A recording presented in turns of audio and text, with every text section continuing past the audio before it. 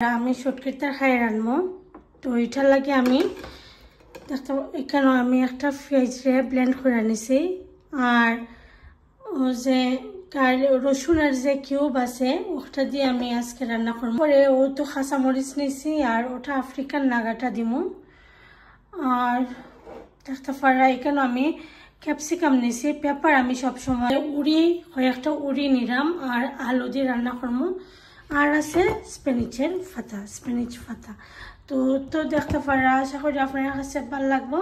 পারা শুটকি লাগে আমি বড় একটা হান্ডি নিছি কেন আস্তে আস্তে এখানে আমি সবটা দিলাইমু তো আলু দিলাইলাম সব কিছু আমি দিয়া আলু উড়ি আর পেপারটা আমি দিলাইলাম দেখতে পারা আমি তো তারপরে ও যে স্পিনিচের পাতা ওটা আমি দিলাইলাম তো ও তো দুইটা কিউব দিছি রসুনের তারপরে কাঁচামরিচ তারপরে পেঁয়াজ আর এটার আমি থোড়া একটু খাইটটা দিলাম খাইটটা দিলাইছি লবণ অত লবণ দিলাম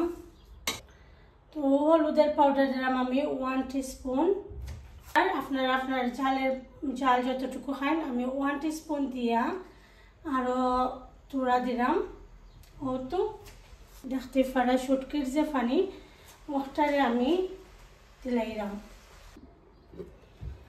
এখন এটারে আমি সুন্দর করে মিক্স কইরা বেশি সুন্দর হইয়া দেখতে পারা আমি একটু লাইরা দিলাম আমি মিরকা মাছ দিয়ে রান্না করাম মিরকা মাছের কলাকাটা ওটা দিয়া আর চিংড়ি মাছগুলোরে দিলাইলাম